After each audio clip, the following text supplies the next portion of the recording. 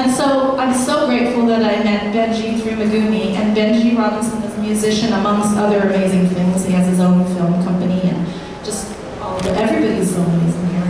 But so we talked, and I was like, Benji, you know, I've been thinking about the sound of Columbus, and what does it sound like to you? Like, can you tell me what it sounds like? And he's like, oh, well, I hadn't really thought about that, but let's explore it together. And it was really great. He went around to the different neighborhoods, and he was taping and recording the different sounds from the different neighborhoods, and then he created 8 songs, and he incorporated those sounds into his songs, and then I created 8 couture pieces, and we burned those sound waves onto the pieces. And we cut into it as well. So here's one of the main pieces. It's kind of dark, you can't really see it, but that top part there, those were the sound waves cutting through the silk base. And then it continued to burn down the middle. So if you see her bodice part, you can kind of see that pattern. Those are the sound waves from one of Benji's songs. And we got to show the pieces at Fashion Makes Music Festival, and people were actually seeing the music while hearing the music, which I thought was a cool dynamic. Yeah, it was so fun.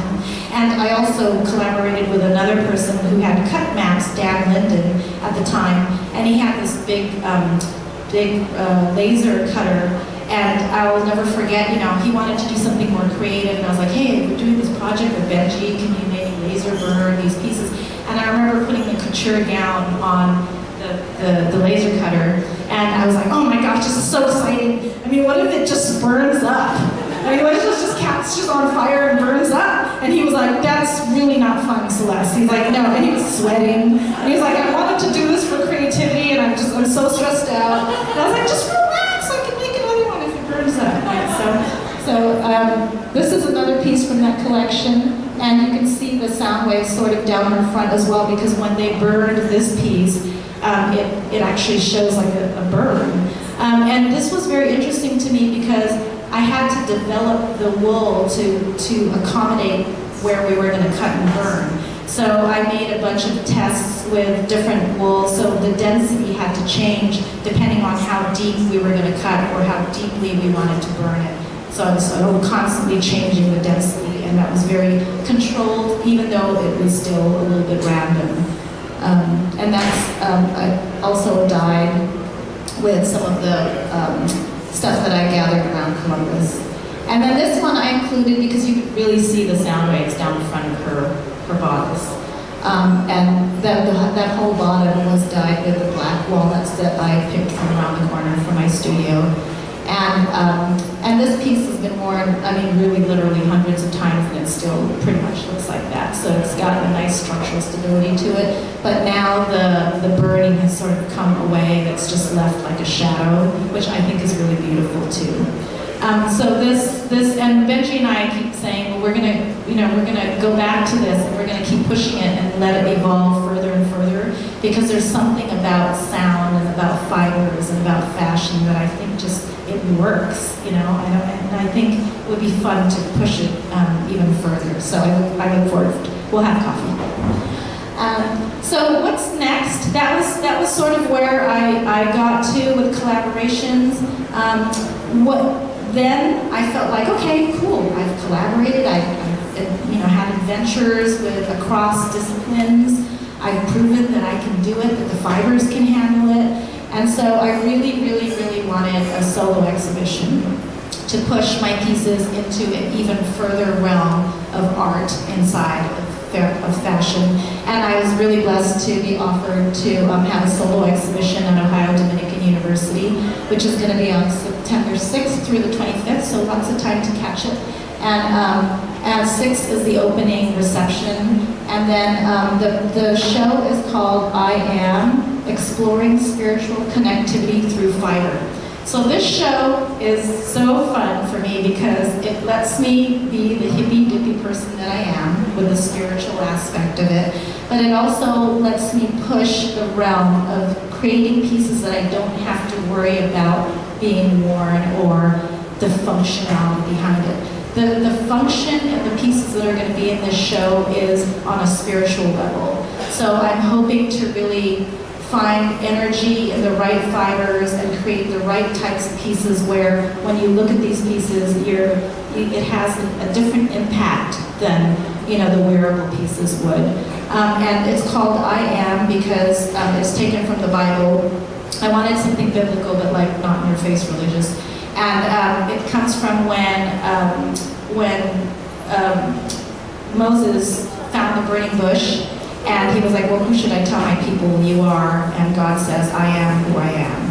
And so this show is really gonna embrace and sort of try and capture this idea of the presence of God, the presence of the universe, and our presence with each other and with all these different higher beings that are around us. So I hope you can catch it. So I just want to say thank you to the Columbus Arts Festival. I don't know where Sean is, but Sean Kessler, thank you so much for inviting me. And thanks to GCAC, always for supporting me. The Cultural Arts Center here, thank you, Jeff, for the great introduction, just having me here. It's a dream come true. And Columbus Makes Art.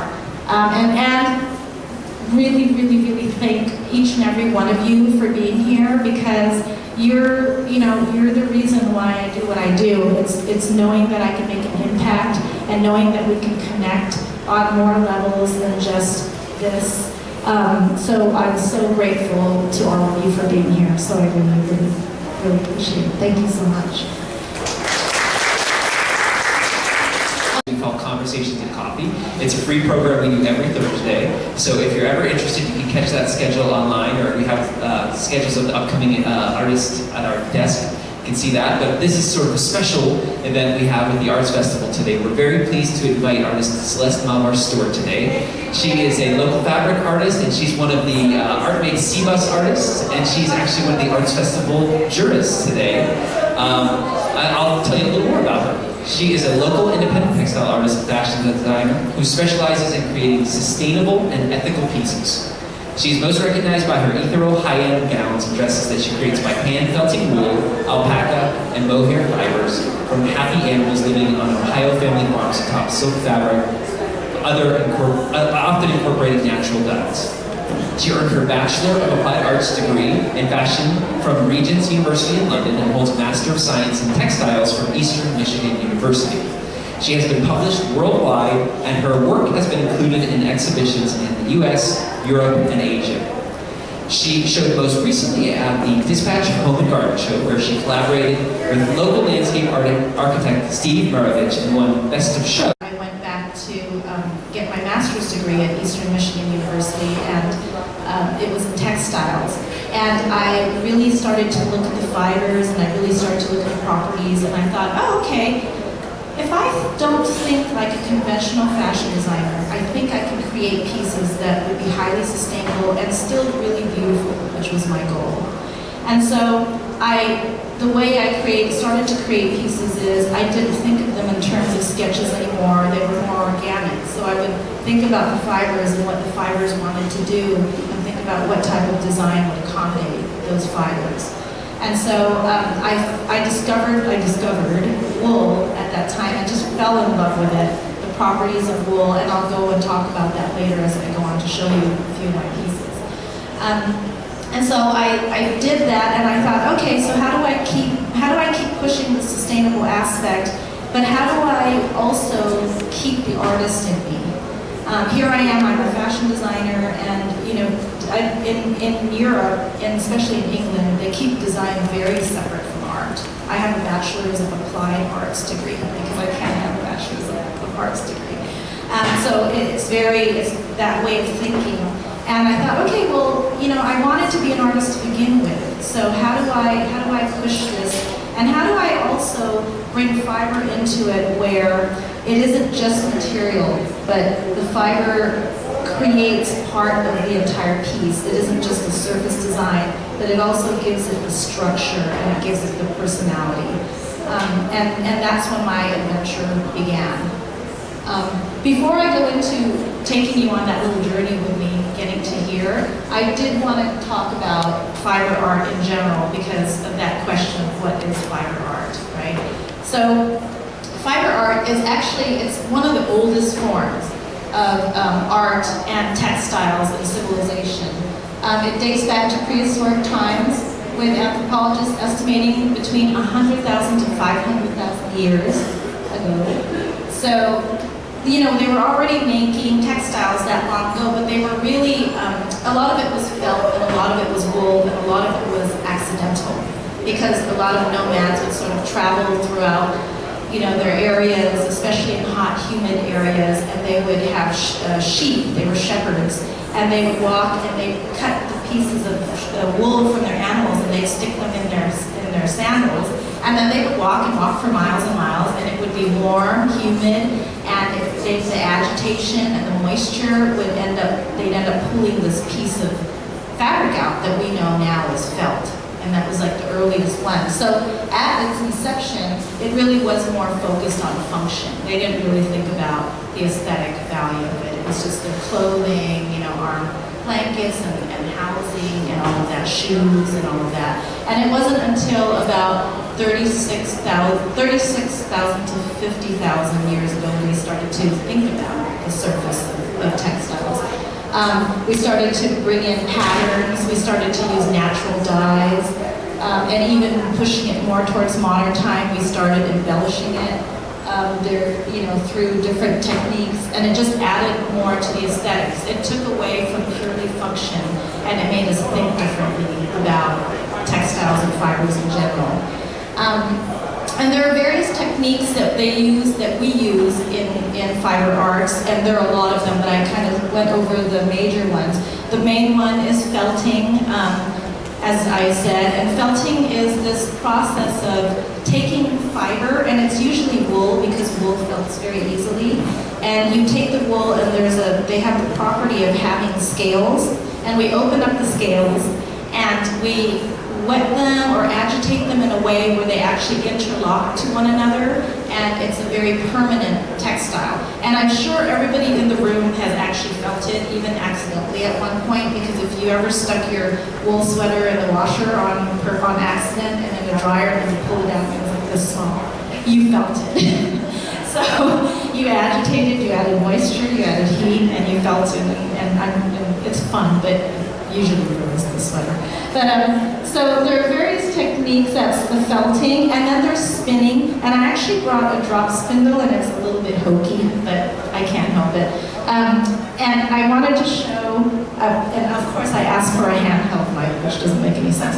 So I wanted to show you one of the earliest processes. Thank you. So sweet. One of the earliest processes of spinning. This is a drop spindle, and you take wool, it's been drawn out, which is what this is here, and you actually spin it, really just twisting the fibers. So I usually do this, and you twist the fibers and you spin it, and you're really just adding twist to the fiber. Thank you. You can add twist to the fiber, and you're creating yarn. Oh my gosh, this is so funny. I feel like I have a third arm. So you create yarn, and how cool, right? This is every single person in this room is wearing a garment that has been created from yarn like this, that has either been woven or knitted. Thank you. Thank you so much. I love it when the audience are friends. So that's spinning, and it's very, very simple, and it's an old technique again, but adding that twist really adds a lot of strength and stability, structural stability. Then there's also weaving. It's when we take that yarn and we use a loom, and I'm so happy to have this beautiful exhibition Boisali's pieces here, because you can look around and you can see, especially in that part there, where she had that most likely on the loom, and she had those really long fibers, which we call warp, and she had that on a loom, and then she brought the weft fibers that are coming in and out of them, the shorter fibers, and that's weaving, which most of your clothing is done, it's woven fabric. And then there's also knitting. Most people know what knitting is, with the 2 needles up to 4 or 5 needles. Crochet with the hook. embroidery. Embroidery is the first one in this group that isn't functional. That's when we really start to get into that aesthetic aspect. It's surface design, and that's where you just really sew threads or yarns on a surface to create the design. And then there's tapestry, which is a form of weaving, and then there's also dyeing. So really, this kind of gives you an overall idea of what fiber art is, and I'm hoping with this you'll be able to actually look at fiber differently. You'll be able to look at clothing differently. You know, when we look at clothing, we tend to just see it as this mass-produced piece, and you can't really call a piece of clothing that happens to be beautiful, that's made from a manufacturing company, that isn't really categorized as fiber art. It has to be when an actual artist has created this piece very intentionally, using fibers with high aesthetic value. And that's really the realm of fiber art. And it can be, it's not just clothing, of course. I mean, look around, this is fiber art here as well. So I'm hoping that will change your viewpoint. This next slide is one of my favorites, and everybody that knows me knows it's my favorite because this is where my journey begins. It begins with these adorable sheep and alpaca and some Angora goats, which makes mohair. And they live on Ohio farms, and some of them live as close as a half an hour away. They're all family-run farms, and most of them are run by women. And these animals are just happy. They're bred for their fiber, and they're just, I mean, I can't even tell you how happy they are. So I know every animal by name whose fibers I use on my pieces. So the animal, the sheep on the left, his name is Gandalf. And everybody who knows me knows Gandalf. I always talk about Gandalf, he's famous. And so that's Gandalf, and the Rachel, his farmer, calls him her gentle giant. So I tend to use Gandalf on wedding gowns and on anything where I want that really great Gandalf gentle energy in there. And he also cleans up beautifully, you'll see him later. And then down below, I had to include Aiden, because when you say Aiden, he actually smiles, and I don't know if you can see. But you say Aiden, and then it's kind of curled up. And so that's Aiden. And Aiden and Gandalf are both Lincoln Longwool sheep, and they're on the critical list.